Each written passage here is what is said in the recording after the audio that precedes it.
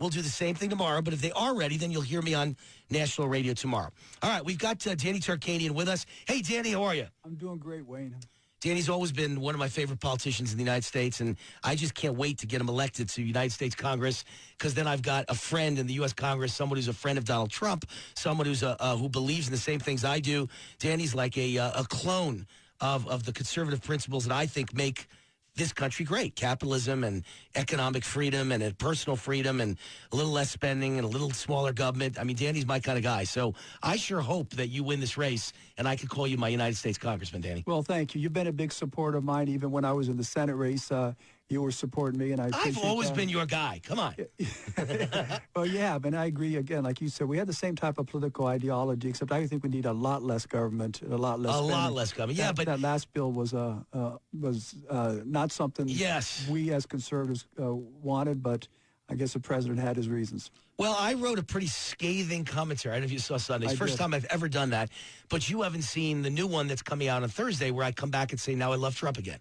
Because my understanding from insiders I've spoken to, D.C. insiders who know Donald Trump and understand the law, is that Trump may actually have finagled the Democrats on this one. It may be that this is not a budget bill. This is a omnibus bill, and therefore the president is not bound by the Constitution to take the instructions of Congress, and he can use this money kind of however he wants.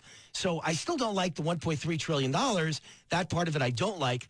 But what I do like is it's possible. What I'm hearing is he thinks he pulled one over on the Democrats. They passed it. He can now spend it any way he wants. He can use his priorities, not theirs. He could substitute them. And he could also declare it a national security emergency and therefore build the wall and use military money to build the wall. And he just got the military, what was it, like $700 billion? So he can use $25 billion of it to build the wall and still give the military a huge burst that was missing from the Obama years.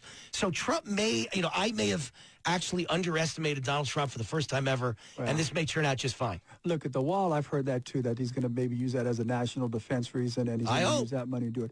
That's all good and well, and it'd be wonderful we'll get the wall put up, but some of the things in the bill continue to just outrage me. But maybe he won't fund them, is what I'm trying to say. So are you saying the $560 million to Planned Parenthood he doesn't have to provide? Maybe not. I don't know. I certainly think he could cut off the hundreds of millions of dollars for the wall between Libya and Jordan. Yeah, and how about for the tunnel between New York and New Jersey? Yeah. So maybe he's not going to fund all the pet projects of Chuck Schumer, and maybe he's going to use the money to fund his own pet projects. And my understanding is he could do that, and that he's going to do that. So we'll see. We'll see. It'll be interesting. But neither one of us liked that bill, that's for sure. Oh, the bill was so bad in so many ways, and I understand. You would have vetoed it. I would have vetoed it, I would have voted against it, absolutely. Right. But hey, listen, they're talking about they needed the money for the military. Well, that's great, and I think if you go out and you sell that to the public like Ronald Reagan used to do, and you get the public, they will all want more money for the military. Then let the Democrats shut down the government because we're not going to give $560 million to Planned Parenthood, or we're not going to give millions more to build a wall, as you said, in Libya. Those are things, you shut the government down for those things, Democrats are going to lose big. Right. No, I'm with you. So if you were in Congress, you would have voted against it. If I was in Congress, I would have voted against it. And if we were president, we would have vetoed it. That's what I thought Trump would do and should do. But if what I'm reading is correct, then maybe, just maybe, all's going to be okay. We'll see. But I pointed out in my new commentary, coming out in the Las Vegas Review-Journal on Thursday, I called it NBAT, never bet against Trump.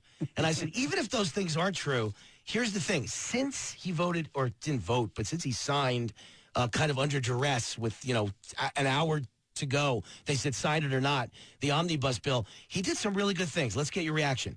He issued an executive order banning most transgenders from serving in the military.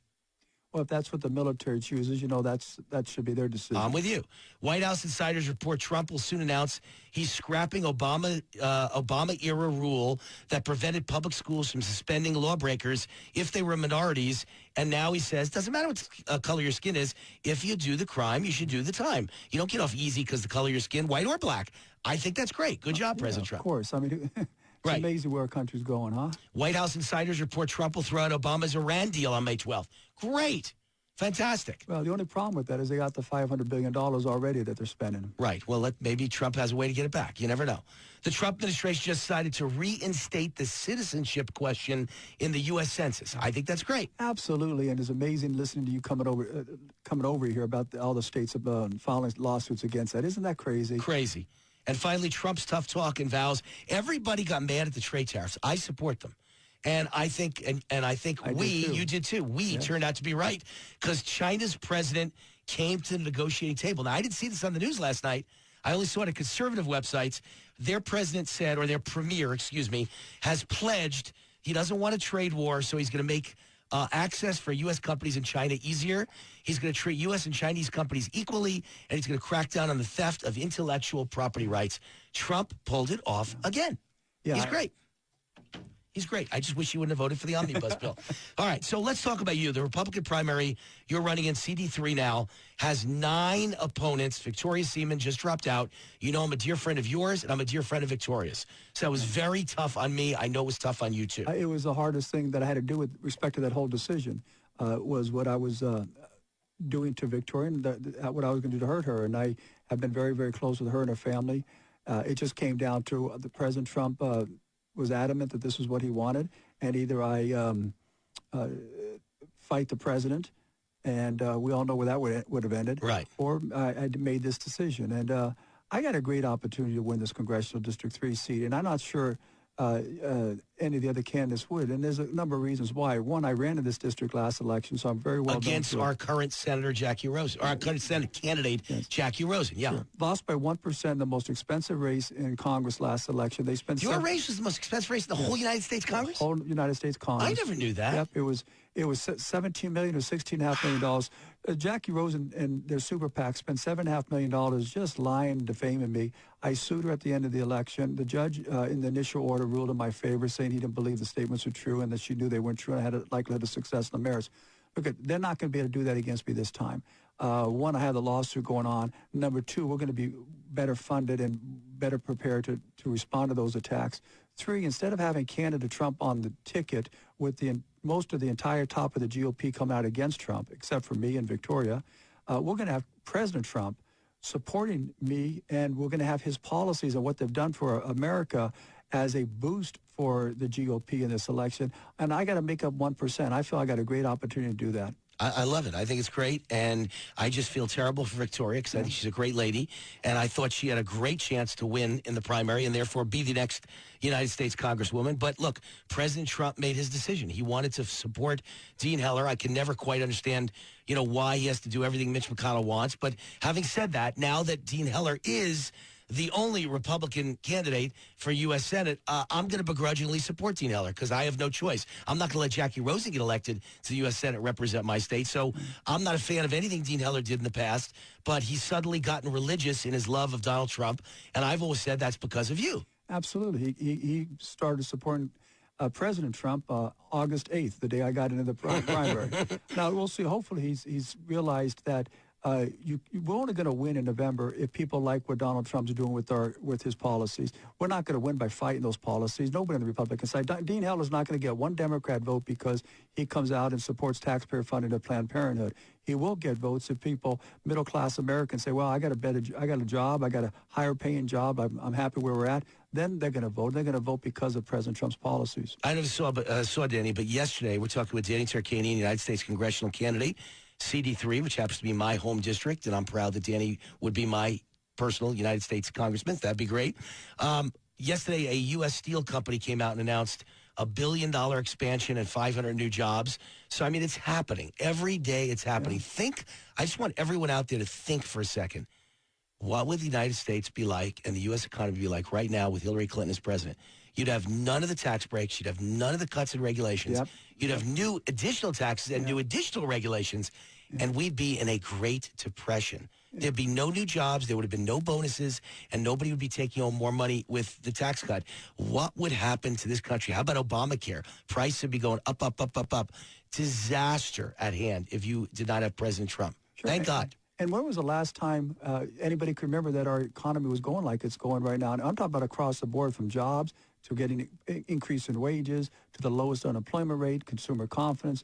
I mean, it's not just what Hillary would have done. It's what Trump's policies have done. It's taken us just to a whole nother level. We're definitely heading in the right direction. As everybody knows from all my columns in the RJ, the economy is definitely headed in the right direction. The only thing I would pull back on is I think that the trickle-down effect is just barely getting to the middle class and small business. I think we all need to understand this could turn around on a dime if you elect a Democratic Congress that doesn't allow Trump to do anything the rest of the way, and then you elect a Congress that impeaches him, God forbid. Absolutely. You elect a Congress that will make sure they stand in his way so he's defeated in 20.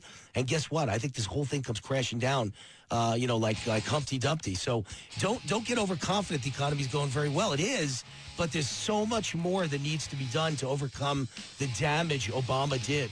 So we'll be right back. More with Danny Tarkanian, CD3, United States congressional candidate. And I'm telling you, Wayne will make the prediction. My next United States congressman. We'll be right back.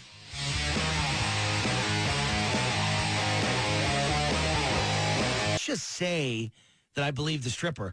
It doesn't matter. It happened 10 years before he was president. I don't care. When Clinton was president, did Democrats say what he does in his personal life doesn't matter? I don't get it. They rate John F. Kennedy as one of the 5 best presidents in the history of America. He was having orgies in the White House. Forget about 10 years before. In the White House. And if he was a good president, does that mean it nullifies everything he ever did? This is so ridiculous. Ridiculous. Last but not least, as a businessman, at least 3 times in my life, Danny, I've signed NDAs, non-disclosure agreements. For the rest of your life, you're not allowed to say anything about the business or, why you and your partner broke up or whatever it was. If I ever did it, I'd be sued. I don't understand why she doesn't seem to have to live by the same limits that I've lived by. I got an ex-partner who I think is a good guy, by the way. But we signed NDAs that we'd never talk about our split up in our business. And he's a nice guy. And I'm not saying his name even. But my point is, the reason why is I fear I'd be sued if I ever said anything about it. Why is she allowed to do something so different than everybody else? Because she's hurting a Republican president. That's why. Yeah. That's all it comes down to. So, all right, let's talk about Danny Tarkanian's race. Should you win the GOP primary, which I think you are the clear-cut favorite to do so. Matter of fact, the latest poll you mentioned last time I spoke to you showed you were the clear-cut favorite in that race, right? Yeah, it had me at 37%, and the next closest person was at 10. Right, so there you go. So assuming, and hopefully, and God willing, you win the GOP primary, in the general election, you will most likely oppose Democrat Susie Lee. She has no real opposition, right? Just like little... Yeah, no, she's nothing not really. Not going to spend any money. So it's going to be Democrat Susie Lee. Let's talk about her. I know nothing about her. She's never been in office, correct? It's socialite Susie. Has she ever been in office? She ran for CD4 last election. She came in 3rd place in the primary. She put a couple $100,000 of her own money into the race and still came in 3rd. She's been anointed by Harry Reid to come in and replace Jackie Rosen, who Harry anointed, and they're helping her raise a lot of money. She's got her husband was a casino executive. He still is, and she's got a lot of money from the MGM and Caesar's Palace and some of those major casinos. All right. I just never heard of her. I don't know why Harry Reid's able to anoint people when he's not even a U.S. Senator anymore. Amazing. You follow what she's saying, and she is as far left, is as they call you, the liberal, the far progressive as virtually any candidate I've seen, and she's very proud of it. She's in favor of late-term abortions at any time on demand. It's going to be a clear distinction between whether we want to go the Obama route, the Bernie Sanders route, or the Obama route, I call it too, or we're going to keep the path of economic prosperity. Maybe you should call it the Fidel Castro route, because that's what it is. There's no difference. But as a matter of fact, I'm about to do a commentary for the RJ. My biggest problem is I only have 2 columns a week. I can write 2 a day. I can write 2 an hour. And one of the ones on my, I've got a drawing board at home where I list some of the future ones. One of them is, tell me the difference between the Communist Party and of the United States and the Democratic Party. Let me actually show you what the Communist Party platform is, because I went to Communist Party USA. If you look at every plank on their platform, it matches up with the Democratic Party. There's no difference. There's just no difference between Fidel Castro and Barack Obama and Hillary Clinton and Bernie Sanders and Susie Lee. There's no difference. Yeah, they just take it one step at a time. The Democrats are. That's why it's being more effective. First of all, they want socialized medicine. And as soon as they get that, now you hear the talk is everybody should have a home to live in. We got to get rid of the homeless. In fact, there's a place in California now. They're going to give people a living wage. A guaranteed income. Yeah, and they're going to take it away from the people that are working hard. Right. And don't forget, they all said they wanted reasonable, common sense gun control. And I actually have no problem if you really wanted that and you wanted to shave around the edges a little bit and make sure crazy people don't get guns. I've never had a problem with that, except I don't trust a word that comes out of the left's mouth. And sure enough, I've compiled these articles at home. In the last week, I've seen like 6 people running for Democratic office say, if you want us to take your guns from your cold, dead hands, I guess we'll have to take your guns from your cold, dead hands. And, take your guns away. Take all guns away. All guns are bad. Today, who came out? A former Supreme Court justice, one of the retired ones. I don't know if it was Souter, one of the former, a guy who retired in the last year or two, liberal Democrat, came out and said that it's time to get rid of the Second Amendment. Stevens. Oh, it's what Stevens. Okay. Yeah. Time to eliminate the Second Amendment. Wow. Yeah. This is what they've always wanted. They don't want to take away your quote-unquote assault rifles or machine guns. They want to take away your guns, period. And I just want to point out to people, I happen to be of a Jewish background, and I happen to understand that the first thing Hitler did before he herded the Jews into concentration camps and killed them was he passed, I believe, in 1938, a law that said no Jew could own a gun. I don't know why people don't get that. I don't know why my fellow Jews who love to vote Democrat don't get it. I don't know. But in the end, you're powerless and defenseless if you have no gun. It's history repeating itself over and over again. I'm Armenian, and the Ottoman Empire. You had your own Holocaust. They genocide. They took the guns from the Armenians. Yes. And they came in and they killed 1.5 million of the 2 million that were there because they had no way to defend themselves. Terrible, terrible thing. That's a shared history between the Armenian and the Jewish people, and it doesn't get enough publicity in the media and enough credit in the media that you guys went through the exact same time of genocide as we did. And they always take the guns first. Terrible. Look, Stalin took the guns first. Mao took the guns first. Cambodia, what was it? Pol Pot, I believe, in Cambodia. They always take the guns first. So I don't need it. Talk about the fundraising from casinos by Susie Lee. What is the deal? I assume Jim Muir and MGM's got to be in the middle of that one, right? Yeah, she's raising a lot of money, and more so than Jackie Rosen did in the last election by far. And it's most of it's coming from some type of gaming enterprises. Her husband, being a casino executive, certainly gives them some ends. But, I mean, the MGM's gone to bat for her. They're going to support her completely. Caesar's Palace has. So, I mean, again, if you're going to have someone she owns 17 homes, her own private plane, and she's got all the casino money. She owns 17 homes? Oh, 17 homes, yes. Are some of them rental properties, or just vacations all over the world? She probably also wants to give a home to every homeless person, but she's not giving But not in hers. 17 homes. No. Not in hers, trust me. No, that's like the guy from Starbucks who said he wanted to hire not U.S. military veterans or homeless veterans. Yeah. He wanted to hire Muslim refugees all over the world. And I laughed because the same week he announced that, it was announced that he was buying a new penthouse in New York City for like $70 million. And I said, I wonder how many Muslim refugees will be living in his neighborhood. Not too many. WayneAllynRoot, worn out. Danny Tarkanian, thanks for coming on, man. Okay. CD3, how do people reach you and fundraise and send you money and help you and support you and volunteer for you? DannyTarkanian.com is a website. You can sign up there. We'd love to have your help. DannyTarkanian.com. Go there. WayneAllynRoot, I'll be fighting for him. War now. We'll be right back.